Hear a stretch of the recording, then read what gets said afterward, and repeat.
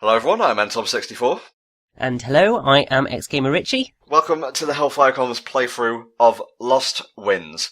This is the first playthrough in a series of playthroughs that is going to be a redo of an older playthrough. Bit repetitive, but I hope you get the gist of what I'm trying to put across here.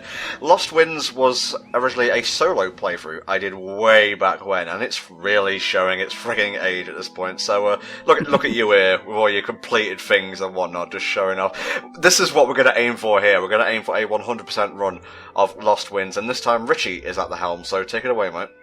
Yes, so you're not the only person who's already done a LostWinds playthrough in the past. I think I did one around 2011, so it was right near when I was starting and just trying to get to grips with doing commentary, and looking back at it now, it is atrocious.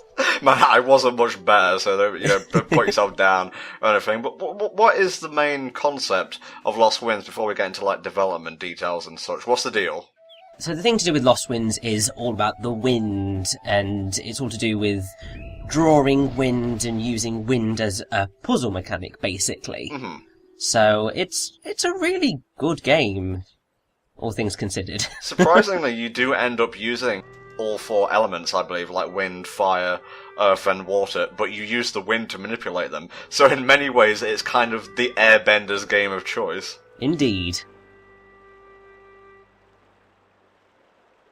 Don't worry, we don't dwell too long on these tutorials. I actually sat with Richy to help him re-record this, because, you had a guide out, and you were very visibly stopping to look at the guide during recording. Well, it happens. It does. Alright, who have we got here? So this is Toku, and he's just found a stone which contains the spirit of the wind spirit, Enril, who is now going to give us a nice long story about the history of the world Mistralis. Snore. Let's talk about who made the game. I believe it's Frontier Development?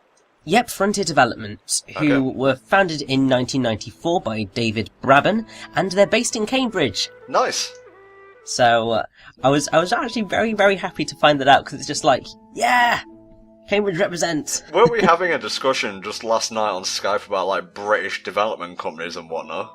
We were, yes, and, I mean, it was kind of slightly depressing, because there are a lot of British developers that used to have a level of prominence, so like Rare and Lionhead and Free Radical, who were based in Nottingham. Oh, and that one in particular stings, because I love Time Splitters. Well, I tried to get work experience at Free Radical, but for starters, they didn't let me because of, obviously, all the copyright and law stuff around making video games and the secrecy that's involved. Yeah. But also, that was pretty much just before they shut down, because I think they shut down that Christmas. So it was just like, oh. So you trying to get work experience and them shutting down is not related at all? I hope not. It's your typical ancient evil that was sealed away in a tin can kind of story here, but it's super... I don't really want to say simple, because this is like an hour-long game at most. How much was it again? Like, when it's a WiiWare game, and also I believe it's on iOS. Yeah, so it was, I think... Just give me a second. It's about 1,000 Wii points. Yeah, roughly about that. Something like that. And, I mean, there's a kind of dodgy thing, because I think most of the reviews, and there's a lot of stuff saying, oh, it's about, like, 3 hours long, and that's ridiculously short for a title.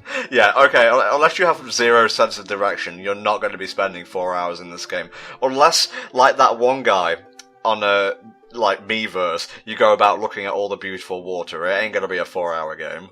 Oh, hell no. I mean, I'm pretty sure the majority of my runs, it was 2, and then when you know exactly where you're going and things are going well, even with a few crop-ups of either going the wrong direction or what have you, this is only going to take us an hour and 20 minutes in total. Balasar, who is the big bad of this game, reminds me a little bit of Bellum from The Legend of Zelda Phantom Hourglass. Have you ever played that? I haven't played Phantom Hourglass, no. I'm kind of relatively only a recent person coming to the Zelda franchise. Like, Ocarina of Time 3D was my first Zelda game. Mm-hmm.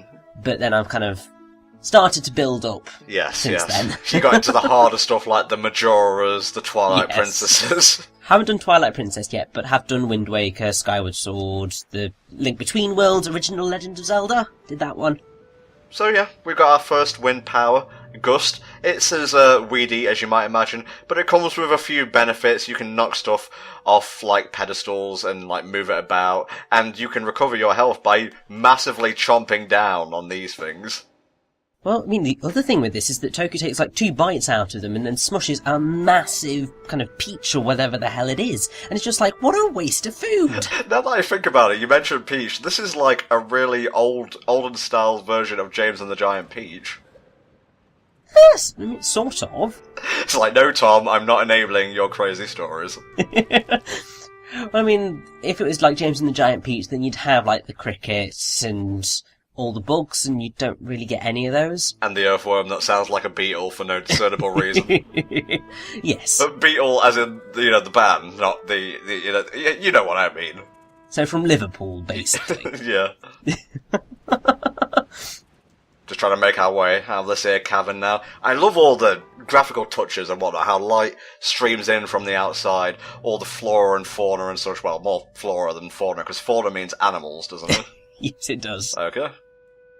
I mean, I have to say, LostWinds is a beautiful looking game. It's mostly all down to the art direction and the art style. Yeah. Because, I mean, it's simple, but it's just so well crafted that it just works. And, I mean, the thing is, this was a launch title for WiiWare, so 2008. So, this was at the point where obviously there were the very, very strict WiiWare limitations. So, it's a very small file. Yeah. So, they did amazingly to get this level of graphical quality. Yeah. On in such a small space. There were a lot of like restrictions to WiiWare, and honestly, now that we're talking about the service, I can't really remember anything else I got from it. I know that that's a bit of a contradiction, but I think Mega Man's 9 and 10 were WiiWare. Yes, they were. But yeah, I mean, pretty much the only games that I ever got from the WiiWare were LostWinds, LostWinds Winter with the Melodias, and I think Pokemon Ranch. Ugh. Why, Richie? Why would you get that amiibo-looking thing? I think because I wanted the Mew. There's always a reason.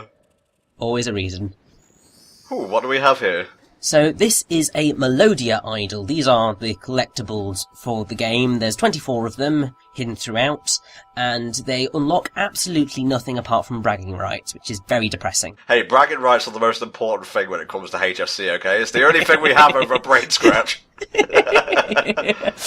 But yeah, so they do have a lot more of them in the sequel, so I think actually double, so about 48, and in that they unlock concept art, which is really nice, but here they unlock absolutely nothing, so really they are only there to extend your gameplay time. I was gonna say, it seems like they missed a trick here, like the game, it's not exactly missing content, but it could have used a little bit extra.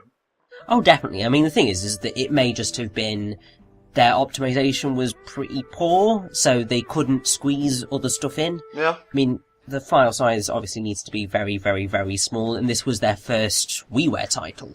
So maybe they weren't quite expecting where things were going. Wow, that was a bit lackluster for our first enemy encounter of the game.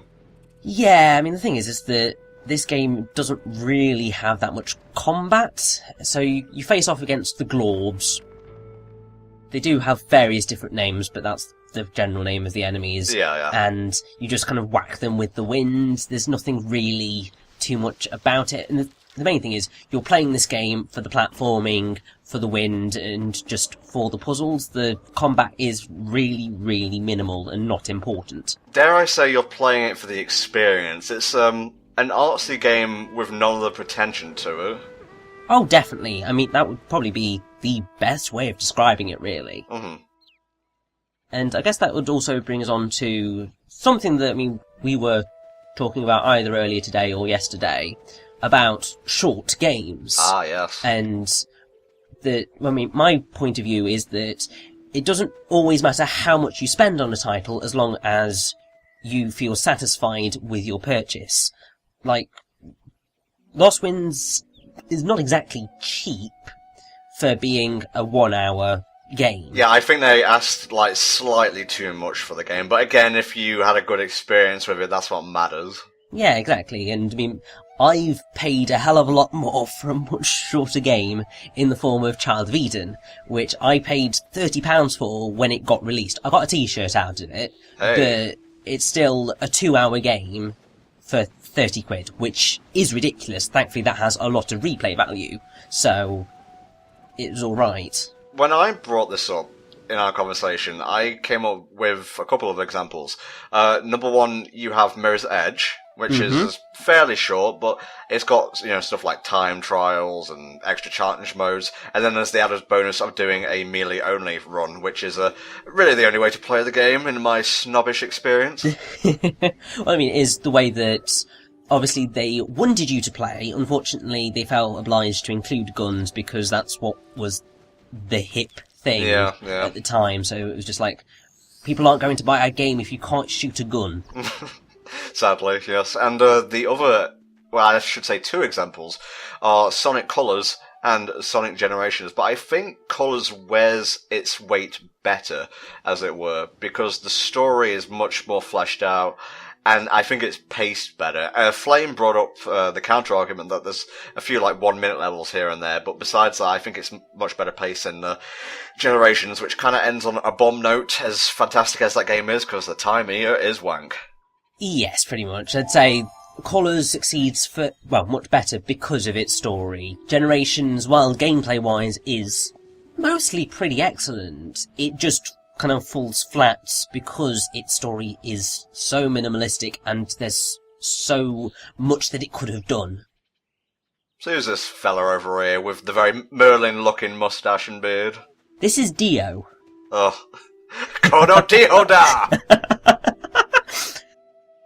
I would go into discussing what Dio as a name means, but it's kind of going to be a slight spoiler for something that's going to happen a little bit later on, so I'll leave it until then when it'll all make sense. It's basically like, don't look up what Monado means, it will give the entire story of Xenoblade Chronicles away. It's not just a thing they made up for the game, no, it's real and mythological. Well, the annoying thing is that certain names in LostWinds are real. So Dio's real, Toku is real. I mean, Toku means as soon as I can get the thing up. It's something to do with, like, peace, or... Well, just listen to the game, you can hear it. There's cherry blossoms, like, babbling brooks, it's all, like, peaceful and nice. Yeah, so, Toku means benevolence, commanding respect, goodness, virtue, or something along those lines. He has very neutral and calm colours for his attire because of this. Yeah, he's just a very good kid, basically. I really wanted there to be something to do with Balasar, and for that to be a real name. But I could not find anything. The closest I can find is, like, Balthazar. Oh, yeah. But that doesn't quite work. So it's a bit like, ugh. But I did find something very fun to do with Mistralis. Oh, yeah. So, Mistral is a proper word. Yes, I've played Metal Gear Rising, thank you very much. Yes, it refers to a cold, dry, northerly wind common in southern France and neighbouring regions. So, mist, basically. Yeah, so the place is named after wind and mist and stuff. So it's just, like, very subtle. I like how you go into, like, full, super educated detail, and I'm like, yeah, here's the common pleb variant of that word. Well, it's the way I've been trained, unfortunately. No, you don't apologise for your education, mate. I respect that. I have a certain affiliation, or however you say it, for, like, stuff built right into the face of a rock. You know, like mountain villages and such. We'll probably bring this up again, like, down the line, but, I'm trying to think of, like, what culture this reminds me of. And the first thing I want to say is, like, Mayan, but I don't think that's quite true. I think it's Tibetan based, because I've found an interview